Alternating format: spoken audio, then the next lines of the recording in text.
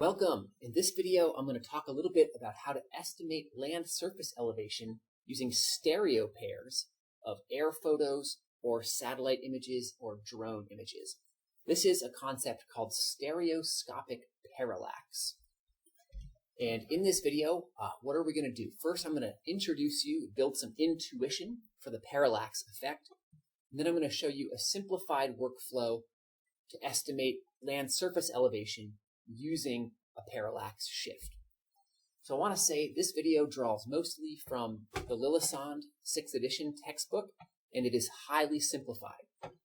In practice, this is an incredibly complicated mathematical intensive field, and there's a lot of good references that get into the depths of this math, including these great class notes from Dr. Shank at Ohio State. So let's first build this intuition for what is parallax or a parallax shift. So I'll ask you to pause the video and do this experiment with me. Look at the far wall and pick out an object on the far wall, maybe a doorknob or a light switch. Then hold your arm out in front of you and hold your thumb up.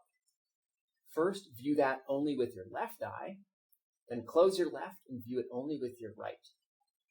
Now back to the left eye, now back to the right, back to the left, and back to the right. What you notice when you do this is that your thumb appears to be shifting a huge distance in these two different images, whereas the light switch isn't moving much at all. And that's because each eye is viewing these objects from a slightly different point, a slightly different perspective. And the closer objects appear to shift more from these different perspectives. And let's look at that again. So here's a diagram of your two eyes. This is your left eye and your right eye. They're separated by your interpupillary distance, which we'll call E here. And then these are your really bushy eyebrows right here. And what you're viewing are these 2 points in the distance. Point A is a little closer, point B is a little further away. So when you view them with your left eye, point A projects to here, point B projects to here. All right, then you close your left and view them with your right, and point A is projecting to a different point, and point B is as well. So you're viewing essentially the same image, but those points are showing up on the detector, aka the back of your eye, in different places. And the amount, the shift between left and right depends on how far away object A and object B are. So that shift is called the parallax shift, and we can exploit this concept to actually estimate this distance, right? And this is, it's this stereo vision that actually allows your eyes and your brain to determine object depth. How far away is something? If you only had one eye, you would not be able to do this nearly as well. So before we go any further, I just want to introduce the geometry and remind you of that we're not talking about eyes, we're talking about cameras, either on drones, airplanes, or satellites. So let's talk a little bit about the theory of these cameras. They're flying, the camera has a pupil of a lens right here, which is kind of our center point. If you go one focal distance above that lens, you get onto the negative plane or the detector plane. That's this square panel. If you go one focal distance below the pupil lens, we get onto this imaginary, it's called the image plane or the positive plane. It is essentially an inversion or a flip of the negative. It has the same scale, but it is not actually flipped. It's actually a true representation of points on the ground. So imagine that you have a point on the ground that you're taking a photo of. This would be point E.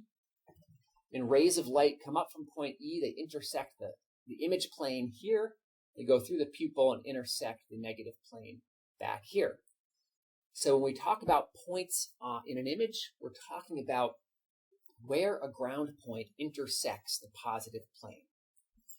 A couple other details about this. This point O is called the principal point of our image. It's essentially the center of our image. If the camera is perfectly vertically oriented and has been corrected for distortion, this optical axis line, this dashed line, will go right through the principal point and hit the ground surface directly below the center of the image. Finally, we also have an X and a Y axis, which are within that image plane. And these are how we're going to get the coordinates of any point. And typically, we'll think about the X axis as being oriented parallel to the flight direction. So we're going to think about a plane or a drone flying along this direction, X, taking multiple overlapping images. And we've talked a little bit about some of the assumptions related to image collection in our previous video on orthorectification that you can check out if you're keen.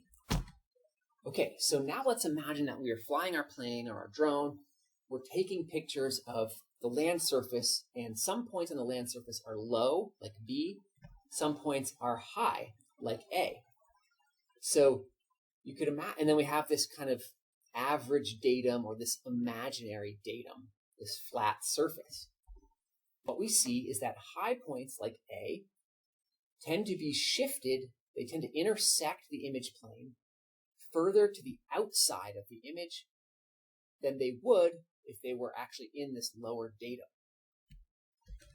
Likewise, point B tends to be shifted inward towards the origin because it's lower than that datum.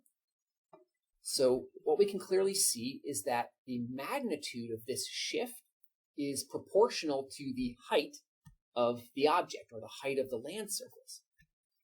If we know that the datum, for example, is at the base of some object like a tower, we can actually then use this shift to compute the height of the object.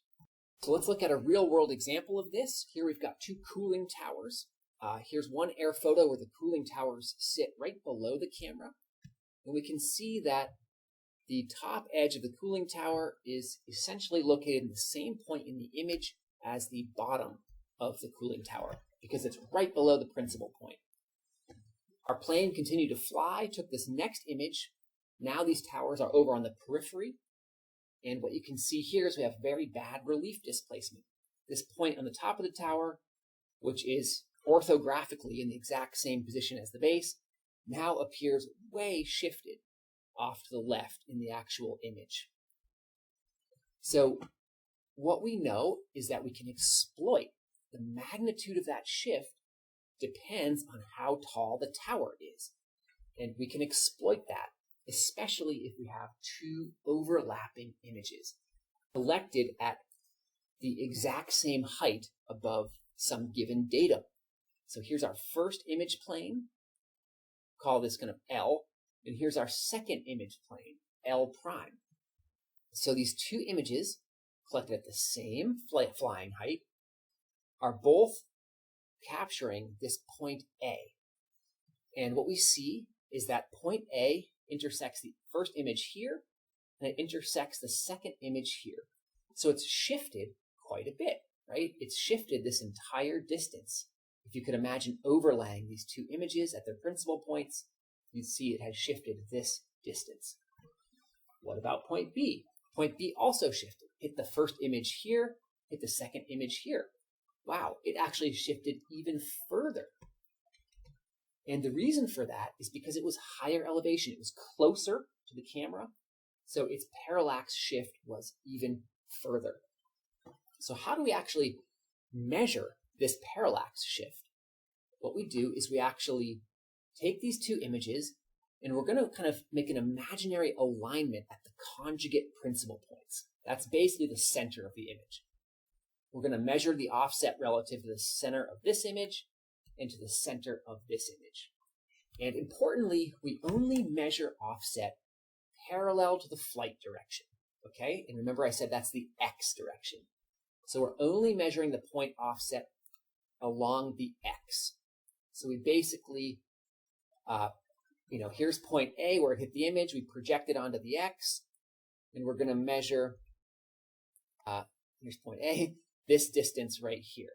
We're going to call that projected distance XA. Okay, here's our second point, A prime, and its projected distance is X prime A.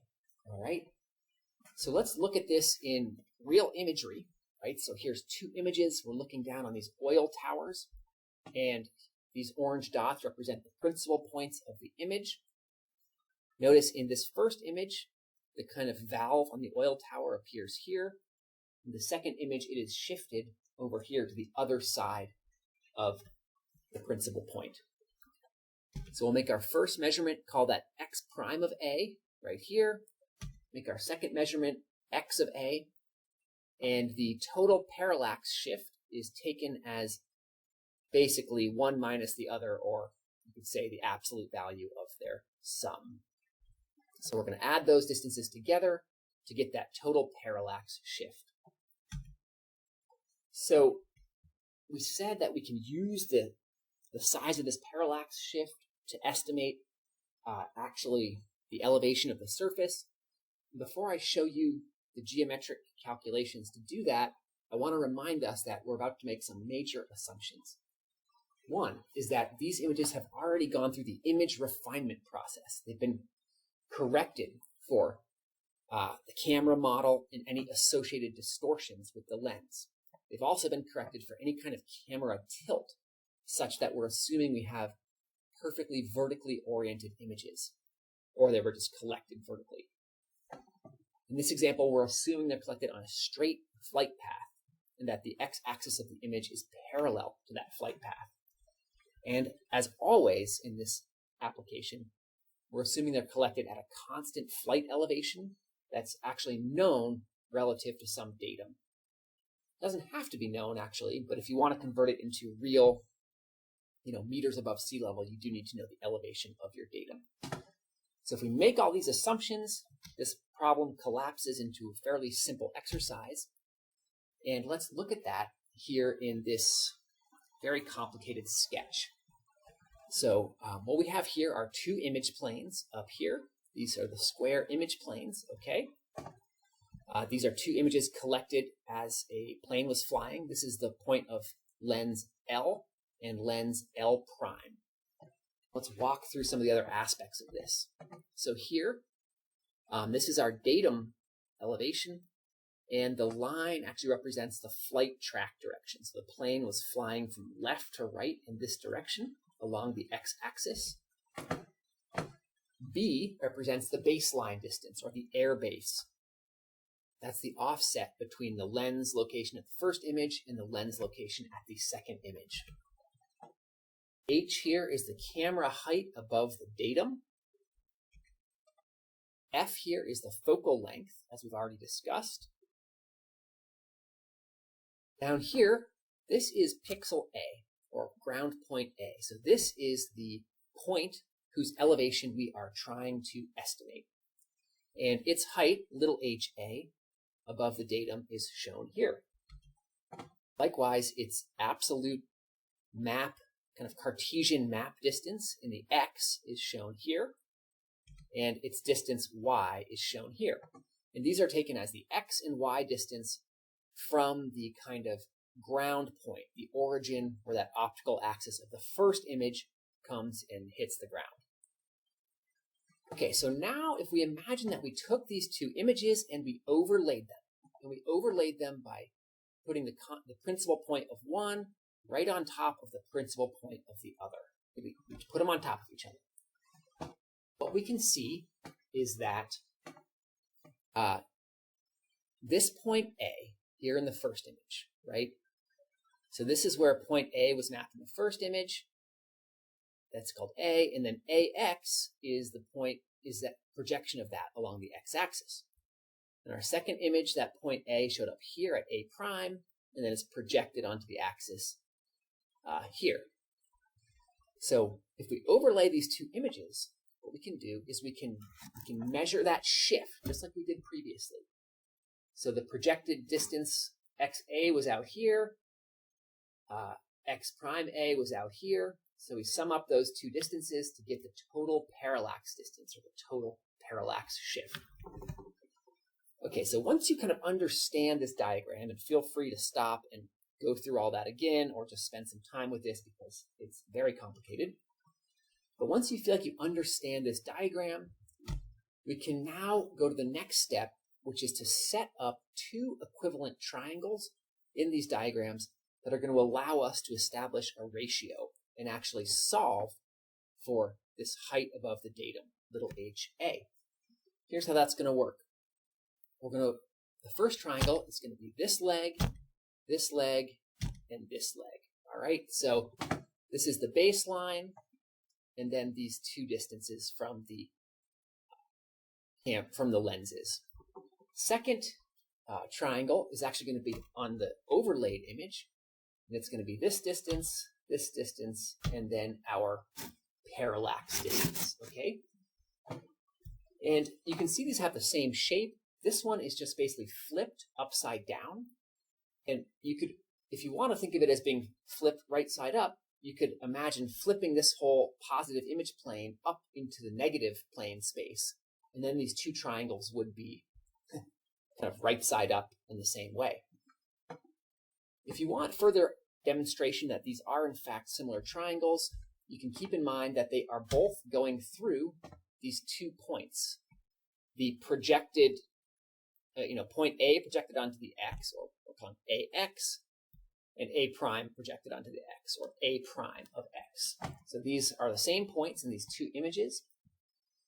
And the further thing I'd point out is it's going to let us set up this equality, where we're now going to equate the parallax distance, PA, with the baseline. So we're going to equate this line with this line, and then we're going to equate the focal length, F, with the flying height here. And by flying height, I mean the height above point A. This bottom equality, here's, of course, our focal length. It's this axis of the triangle. And that's going to be equated here with this big H minus little HA. And that is literally the height of the plane above point A on the ground. So hopefully you can just look at these two triangles. You can see that they are indeed pretty darn similar. And this equality should hold. So our next act is simply to solve this equality for little HA. This is the height of point A above the datum, which is really our ultimate goal. So to do that, we're going to start with that equation and just solve it straight through. Here it is. So I'll just remind us that step way back. Why are we doing this? What we'd be doing is we'd be doing this for every point on the ground, not just for point A, but we do this for every point. And that's going to allow us to create a digital elevation model, or in the old days, a contour map of every point on the ground. This is literally how land surface elevation is mapped. Now, as our final act, we want to bear in mind that we also need to know the absolute X and Y coordinates of this point, because we have this image up here, but we know that point A here, where it intersected the image, was radially shifted by some amount because of its elevation. So it turns out we can actually use this triangular similarities to solve not just for the height of this point, but also for the absolute X coordinate and Y coordinate relative to the origin point. To do that, we'll set up another equivalent triangle. We'll take this flying height above point A, we'll take this leg, and then we'll take XA, and we'll equate that to the focal length, this leg, and then the parallax shift right here. So again, we've got two similar triangles. We can now set up a ratio. Again, we've set up this kind of this parallax shift with the ground X coordinate. And just like before, we equated the focal distance to the flying height above the point. Then we can solve this for big XA, which is what we're trying to get, this X coordinate. Plug in this relationship that we developed previously a couple slides ago. And then that allows us to solve for this big XA, or this X coordinate, having completely removed the height terms. Just needing to know that air base distance, the parallax shift, and the partial parallax shift, and the full parallax shift. And then finally, we do the same for the Y coordinate. We set up this triangle, or these equivalent triangles, and go through the math again to get this equation for the y coordinate. So that was a lot, and I expect you may want to review it if you really care about the details. But what I'd really like you to take away from the big picture is that this stereoscopic parallax occurs when the same point on the ground is viewed from different perspectives. And when you take these two images from different perspectives, the location of that ground point shifts in the two images. Images that are closer to the camera shift more than images that are further away. So we can leverage the magnitude of that shift to actually estimate the elevation of the ground. And of course, we do that using overlapping or stereo pairs of air photos or satellite images. In practice, due to complexities of camera lenses, tilt of the camera, various other things, a lot of matrix algebra is used in these calculations. But if we make a lot of the assumptions that we went through earlier, we can simplify this process and use the similar triangles approach that we just did. I hope this gives you some insight into parallax and how it's used to compute elevation. Thanks for listening.